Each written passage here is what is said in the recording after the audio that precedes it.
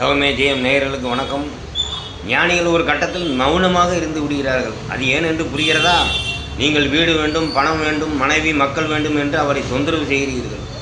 ஞானியோ இந்த தேகம் நாம் அல்ல என்று அமைதியாக இருக்கிறார். நீங்கள் அதை நம்ப மறுக்கிறீர்கள். இந்த தேகமே நீங்கள் இல்லாத போது இந்த தேகத்திற்காக நீங்கள் சேர்க்கும் பணம், பொருள், மனைவி மக்கள் எப்படி உங்களை சாரும்? சிந்தனை செய்யுங்கள். மண்பானைக்கு ஏது மனைவி மக்கள்? அது உருவாக்கப்பட்ட பொருள். அதுபோல இந்த தேகமும் பஞ்சபூதத்தால் உருவாக்கப்பட்டது. பல கோடி செல்களினால் செயல்படக்கூடியது. மாயா சக்தியால் நமக்கு இது புலனாகவில்லை. ஏனென்றால் நமக்கு உயிரின் ஒளி இல்லை. உயிரின் ஒளி உண்டானால் தான் நமக்கு இந்த உண்மைகள் உணர முடியும். இந்த உண்மைகளை ஞானிகள் அறிந்ததால் தான் அமைதியாக இருக்கிறார்கள். இந்த உடல் நீங்கள் அல்ல. இந்த உடலுக்கு நீங்கள் சேர்க்கும் பொருள், பணம், மனைவி மக்கள் எல்லாம் ஒரு மாயா சேர்க்கையே. வானவில் போல் எப்பொழுது வேண்டுமானாலும் கலைந்து போகும். பிறகு எப்படி உண்மையான ஞானி உங்களுக்கு வீடு தருகிறேன், நாடு தருகிறேன், மனைவி தருகிறேன், மக்கள் தருகிறேன் என்று கூறுவார்? அப்படி கூற முடியாது. அதனால தான் அவர்கள் மௌனமாக இருந்தார்கள். நடப்பன, ஊர்வன, பரப்பன இவைகளுக்கு இந்த லோகத்து உயிர் மட்டும்தான் உண்டு. ஆனால் அதனால் அவைகள் மோட்சமடைய முடியாது. மானிடர்களுக்கு மட்டும்தான் 2 உயிர் உள்ளது. 2வது உயிரை உயிர்ப்பித்து நீங்கள் தான் மோட்சமடைய வேண்டும். அதற்கு மிக அவசியம் பணிவு. யார் ஒருவர் பணிவுடன் நடக்கிறார்களோ அவர்களுக்கு மட்டுமே முக்தி அடையும் தகுதி உண்டு. மதங்கள் உணர்த்தும் பணிவை பாருங்கள். இஸ்லாமியர்கள் இறைவனை வணங்கும் போது மண்டியிட்டு முதுகு வளைந்து முகம் தரைவரை பணிந்து வணங்கி தொழுகை புரிகிறார்கள். கிறிஸ்துவர்கள் வணங்கும் போது மண்டியிட்டு இரு கைகளை நீட்டி வணங்கி தலை கவிழ்ந்து வணங்குகிறார்கள்.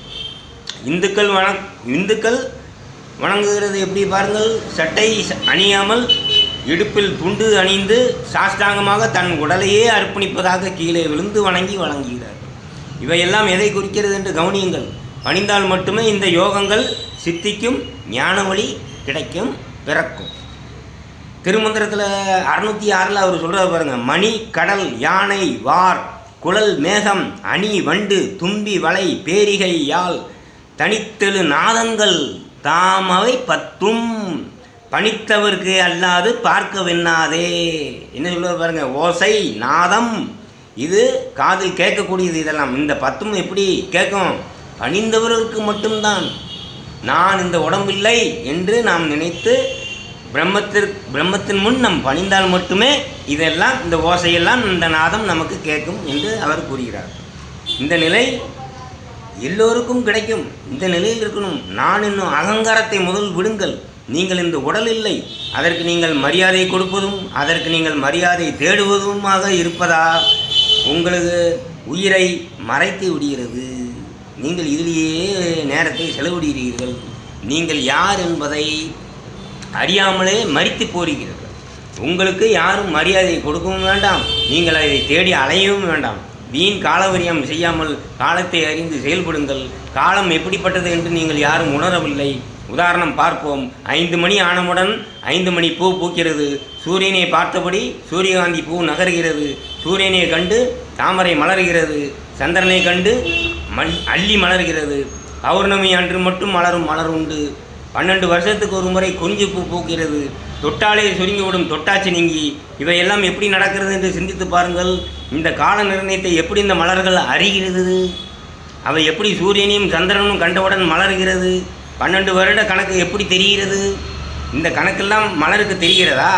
அல்லது காலமதம் செயல்படுத்துகிறதா? இந்த கணக்கெல்லாம் மலர்களுக்கு தெரியாது. காலம்தான் இவைகளை செயல்படுத்துகிறது. சூரிய சந்திர ஒளிக்கதிர்களே இந்த மலர்களை மலர செய்கிறது. எப்படி அடுப்பில் வைத்த தண்ணீர் பானை 10 நிமிடத்தில் கொதிக்கிறதோ அதுபோல 12 வருட சூட்டில் அது மலர்கிறது. 45 நாளில் சூட்டில் இருந்து கோழி குஞ்சு பொரிக்கிறது. இப்படி இங்கு இருக்கும் பொருள்கள் எல்லாம் ஒன்று வெப்பத்தினாலும் அல்லது ஒளிக்கதிரினாலும் மலர்கிறது, பிறக்கிறது. அதுபோல மனிதர்களான நாமும் பரபிரம்மத்தின் ஒளிக்கதிர்களை கிரகித்தால் மலரை போல நாமும் ஒளியாக மலர்வோம். இது சத்தியம். இது ஒன்றுதான் நாம் ஞானம் அடையவும் முக்தி அடையவும் ஒரே வழி. இதை தவிர வேறு வழி இல்லை. நீங்கள் எந்த யோக வழியில் சென்றாலும் இந்த நிலையை அடைய முடியாது. பிரம்மத்தில் லயித்திருக்க வேண்டும். அதோடு ஒன்ற வேண்டும். அதுவாக மாற வேண்டும். இதுதான் முக்தி, ஞானம், சிவம், சக்தி, சர்வமும். யோகியாக மாற வேண்டுமெனில் அதற்கு நாடி நரம்புகள் நன்றாக செயல்பட வேண்டும். அப்பொழுதுதான் 5 கோஷங்களும் செயல்படும். அனைவருக்கும் இது சாத்தியமில்லை. ஞானிக்கு இந்த நிலை தேவையில்லை. தேகத்தை விட்டு பிரம்மத்தில் ஒன்று விட்டாலே போதும், ஞானம் அடைந்து விடலாம். இது அனைவருக்கும் சாத்தியம். அதனால தான் கீதையில் பகவான் கூறுகிறார், அனைத்தையும் விட்டுவிட்டு என்னிடத்தில் சரண் புகுவாய் என்று. அனைத்து யோகங்களையும் விட்டுவிட்டு அந்த பிரம்மத்தையே சரண் புகுவாய் என்று கூறுகிறார். அனைத்தும் விட்டுவிட்டு என்றால் என்ன அர்த்தம்? வீடு, மனைவி, மக்கள் இது எல்லாத்தையும் விட்டுவிட்டுன்னு அர்த்தம் இல்லை. அதெல்லாம் உங்கள் பொருளா? இல்லை. உங்கள் பொருள் எது? உங்கள் உடல். உங்கள் உடல் எது?